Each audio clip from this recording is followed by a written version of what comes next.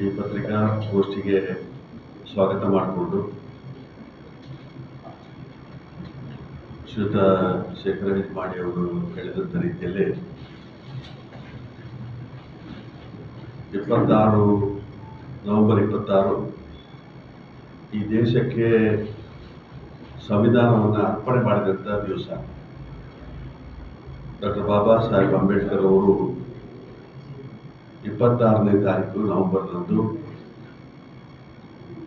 ಸಂವಿಧಾನವನ್ನು ಅರ್ಪಣೆ ಮಾಡಿದ್ದಾರೆ.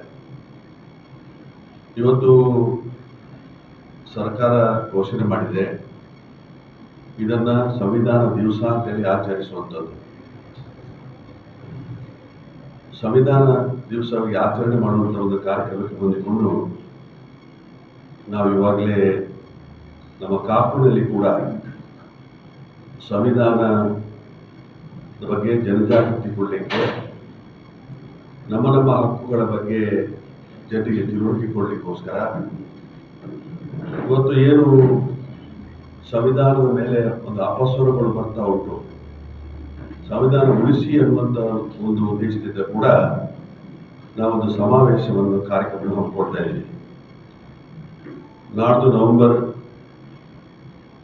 ಇವತ್ತು 26ನೇ ತಾರೀಕಿಗೆ 3 ಗಂಟೆಗೆ ನಾವು ಒಟ್ಟು ಸೇರಿ ಇವತ್ತು ಮೆರವಣಿಗೆ ಮುಖಾಂತರ ಮತ್ತು 4 ಗಂಟೆಗೆ ಒಂದು ಸಾರ್ವಜನಿಕವಾಗಿ ಒಂದು ಕಾರ್ಯಕ್ರಮವನ್ನು ಹಮ್ಮಿಕೊಂಡು 3 ಧರ್ಮದ ಧರ್ಮಗುರುಗಳಿಂದ ಪ್ರಾರ್ಥನೆಯನ್ನು ಸಲ್ಲಿಕೆ ಮಾಡಿ, ಫಾದರ್ ಮಾರ್ಟಿಸ್ ರವರು, ಅದೇ ರೀತಿಯಾಗಿ ನಮ್ಮ ಮಾರಿಗುಡಿಯ ದೇವಾಲಯದ ತಂತ್ರಿಗಳು, ಅದೇ ರೀತಿಯಾಗಿ ಇನ್ನೋರ್ವ ಮುಸ್ಲಿಂ ಧರ್ಮಗುರುಗಳು ಪ್ರಾರ್ಥನೆ ಸಲ್ಲಿಕೆ ಮಾಡುವುದರ ಮುಖಾಂತರ ಕಾರ್ಯಕ್ರಮವನ್ನು ಪ್ರಾರಂಭಿಸಿ ಶ್ರೀಯುತ ಇವತ್ತು ನಿಖಿತ್ ರಾಜ್ರವರು ನಮ್ಮ ಕಾರ್ಯಕ್ರಮದಲ್ಲಿ ಭಾಗವಹಿಸಲಿಕ್ಕಿದ್ದಾರೆ.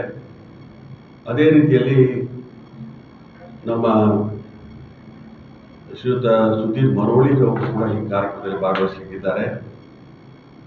ನಮ್ಮ ಲೋಕಸಭಾ ಅಭ್ಯರ್ಥಿಗಳಾಗಿದ್ದಂಥ ಶ್ರೀಯುತ ಜಯಪ್ರಕಾಶ್ ಹೆಗ್ಡೆ ಅವರು ಕೂಡ ಈ ಕಾರ್ಯಕ್ರಮದಲ್ಲಿ ಭಾಗವಹಿಸ್ತಾರೆ.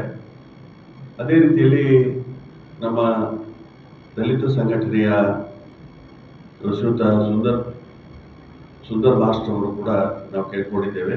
ಅದೇ ರೀತಿಯಾಗಿ ಶ್ರೀಯುತ ಬ್ರಹ್ಮಾವರದ ಪಾಂಡುರಂಗ ಆನಂದ್ ಅವರನ್ನು ಕೂಡ ಕೇಳ್ಕೊಂಡಿದ್ದೇವೆ, ಆನಂದ್ ಅವರನ್ನು.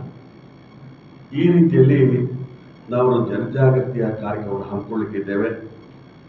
ನಮ್ಮ ಉದ್ದೇಶ ಸಂವಿಧಾನದ ಬಗ್ಗೆ ಜನರಿಗೆ ಜಾಗೃತಿ ಮೂಡಬೇಕು, ತಮ್ಮ ಹಕ್ಕುಗಳ ಬಗ್ಗೆ ಜನರಿಗೆ ತಿಳುವಳಿಕೆ ಆಗಬೇಕು.